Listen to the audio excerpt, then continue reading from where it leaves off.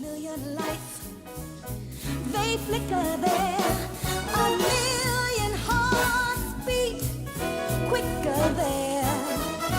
No skies are gray on the great wide way, 'cause that's the Broadway melody. Hey, thanks for clicking in. I'm Jason Crawford Samios-Uy. And I'm Patrick J. Golden. And this is Backstage Banter. For this episode of Backstage Banter, we are going to be talking about a relatively new show based on a 1980s movie called Heathers. The show is called Heathers the Musical, and it is produced by Red Branch Theater Company in Columbia. And again, as I said, it is based on the 1989 film Heathers, one of my absolute favorites. I can recite that film back and forth if you ask me to, but you don't want to ask me to because I will. But we had the pleasure of seeing it recently at Red Branch, and to start off, I want to talk about the production team. This production was directed by Amelia Acosta Powell. It was musically directed by John C. Henderson and choreographed by Brandon Glass, with set design by Cliff Hannon, light design by Lynn Joslin, and costume design by Sierra Cohn. Now, as I said before, Heathers is one of my favorite films from the late 80s, early 90s. It was technically 1989, but one of my favorite, absolute, hands down favorite films. So, going in, I was a little hesitant. Because, you know, sometimes when you get something that you really, really like and then they try to put it on stage, it doesn't quite work out. Well, folks, I'm here to tell you, it worked out perfectly. What do you think? I thought it was great. One of the best musicals I've seen in a long time, and something like this, I'm a huge fan of Heathers as well. Probably not as much as you, but I definitely love the movie. So, when first hearing about it, I was a little skeptical about how they would transition this movie into a musical, but it actually worked really well. All the songs, the little changes they had to make from the movie to the stage were small and didn't really interfere with the story that we all know and love. It transferred nicely. Yes. From film to stage. It was great. Now, director Amelia Acosta, was it? Amelia Acosta Powell. She really did a very good job transferring this from film to stage. She understood her characters, and you know, she seemed to understand the film itself. Now, I don't want to keep comparing it to the film, but you can't help it because it is based on the film Heathers from 1989.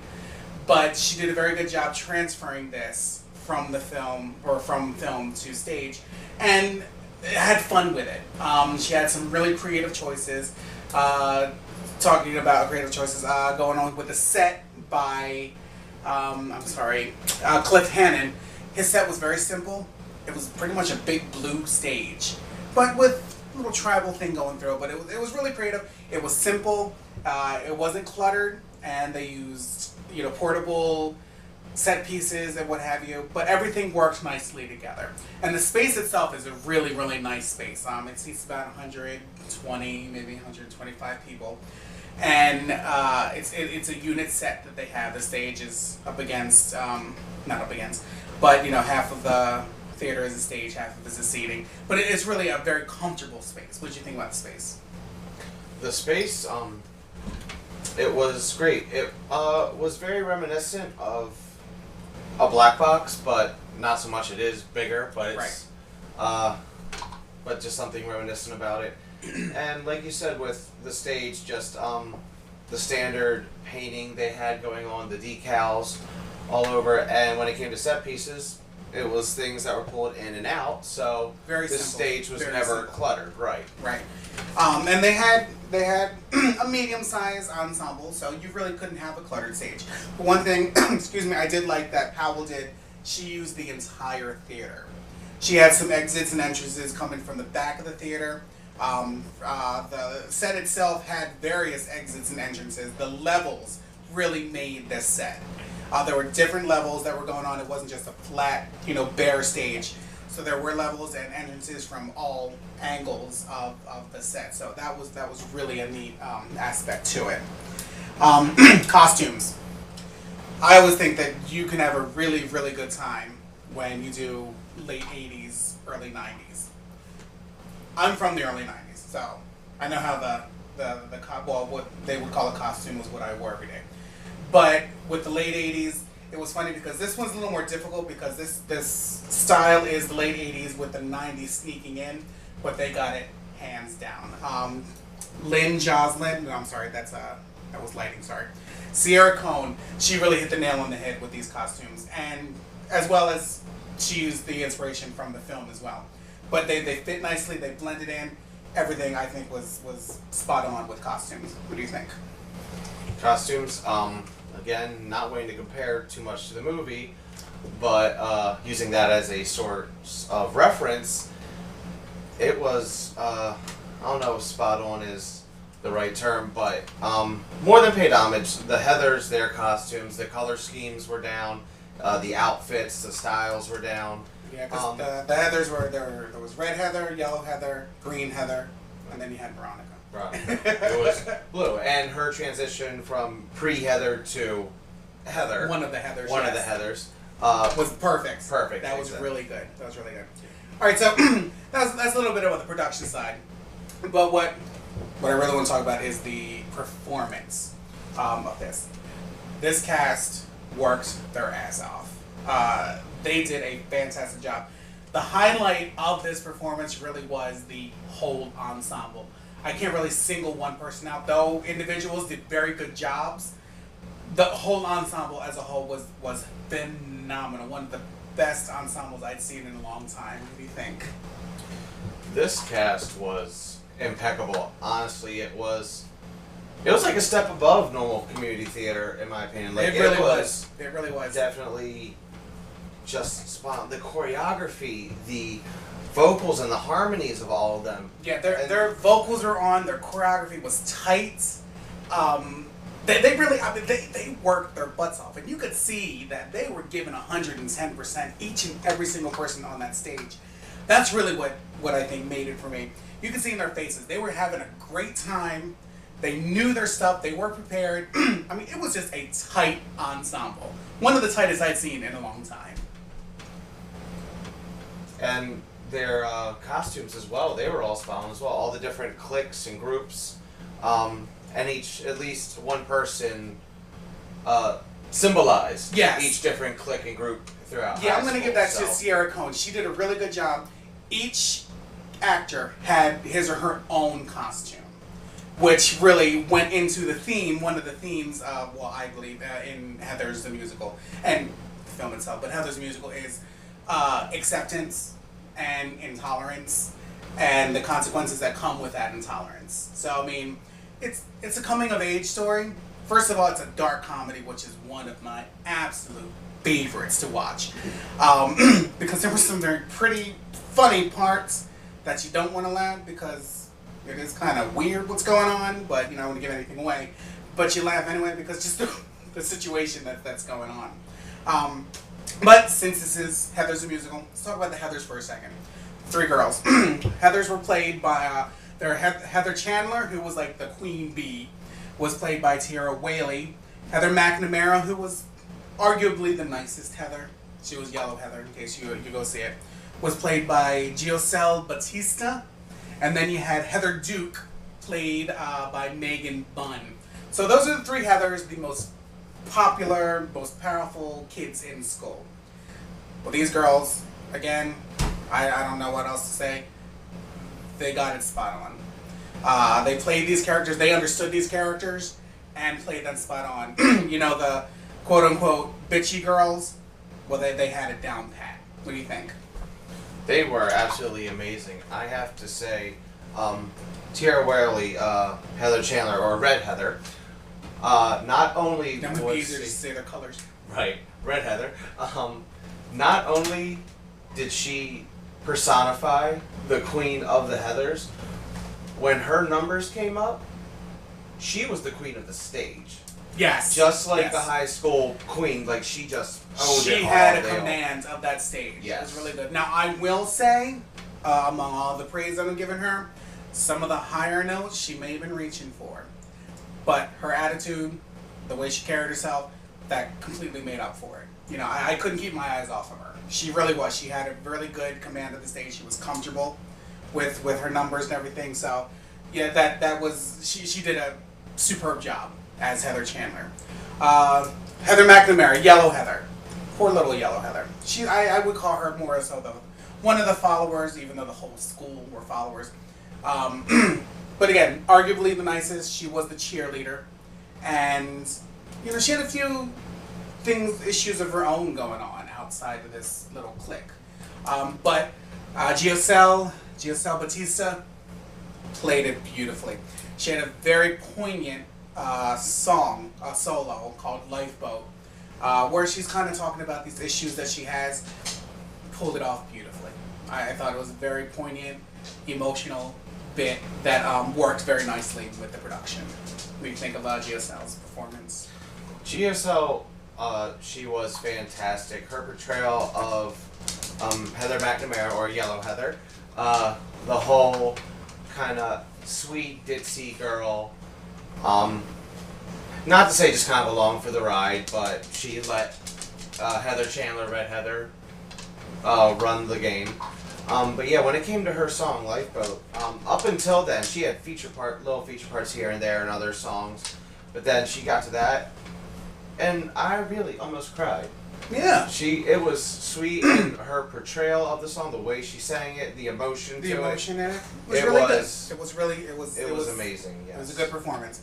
Now, Heather Duke, or Green Heather, played by Megan Bunn.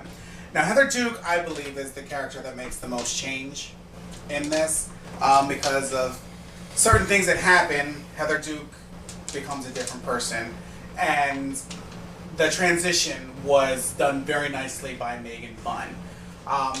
Heather starts off as more of the quiet bookworm kind of Heather, if that's a thing. But she ends up pretty much taking over things and becomes that bitchy Heather that I was talking about earlier. But she does a great job with that transition. It's seamless, it's flawless, and she understood her character. Megan Bunn understood this character. She knew what she had to do with it. She too had a very good command of the stage, and was very comfortable with this character. What do you think of Megan's performance? Megan, or Yellow Heather. Green Heather. Sorry. There's so many. Red, yellow, green. There's 3 of them. There's 3. But no, she was great. I can't speak too much to her voice because she didn't really have a featured song. There's a little featured reprise parts, a in little there, reprise, yeah. but acting wise, she had that part down Yeah. for both before the change and after. Yeah. And like you said, it was seamless, and she did very well. I very much enjoyed her performance Yes. of this. All right, let's takes us into Veronica and JD, who are kind of, I guess, if you want to say there's a main character, it's Veronica, and JD is the love interest. Veronica is played by Vivian Cook, and JD is played by Hassani Allen. Well, Vivian Cook, hands down, she commanded this show. She took the reins of this show and she went with it. I gotta say, her performance was strong. She was confident, and she had that command that we've been talking about, that command of the stage. And it might sound like we're repeating ourselves, but really, everyone in the ensemble, I mean, the whole cast had my attention completely every time something was going on. So, but Vivian Cook did a fantastic job as Veronica. Her voice is spot on. Her dancing, even though she didn't do a whole bunch of the ensemble stuff, because that's how it goes with the main character sometimes. But when she did, I mean, she was on. She was ready. She was ready for this part, and she really, really impressed me. I thought her performance was one of the, again, ensemble itself as a whole is a highlight, but she's definitely one of the highlights of this, which is good because, well, she's one of the main characters. So, what do you think of Vivian's performance? Well, let me just say, so as not to compare the movie, this movie is definitely a cult classic to Yes. all of its Yes. followers. It's definitely a cult movie. So if you know the movie, you love the movie, you know everything about the movie and every little character, woman, not. Vivian's portrayal of Veronica was great and all her own. There may have been some homage to Yes. Winona Ryder's portrayal of it, but as for Yes, her, Winona it Ryder was- played this character in the movie, and Christian Slater played JD in the movie. So that gives you an idea of how that is. But I had to say, for her in this, it was great. Her way of doing it was great. For the director or her choices, regardless, she was just a pleasure to watch. Her singing, Yes. her dancing, her acting, all of it. She just was a joy to watch. phenomenal. And JD, Hassani Allen. I'm gonna admit, when Hassani Allen first stepped out on stage, I didn't know exactly what to make of him, because I was used to this Christian Slater character, and he stepped out on stage and he played it a little differently. Again, also making it his own is what he was doing, which I'm very glad he did. But in the beginning, I didn't know what to make of him. But by the end, I was sold. His performance was fantastic. He's a very intense actor. He puts a lot of feeling into pretty much everything, all of the scenes, whether they were funny, whether they were poignant. He put a lot of intensity that I really liked with this character. This character is an intense character. I think they even refer to him as like a Jesse James or something like that. And that's exactly what he is. But Hassani puts a lot of that feeling into it, and it worked. It read well from the stage. And to mention just the scene that Vivian and Hassani did, it's a song called Dead Girl Walking. Whew. Very, very risque number. There's a lot of portrayal of relations, I guess, as in like a better term. This is definitely with the F-bombs that are dropped, with other language, and this scene alone. I would go as far as say this is a rated R. Okay. This might not be, excuse me, the best for kids. I don't know, 15 and under. I don't know, depending on how you. When I was 12, I was watching Heathers, but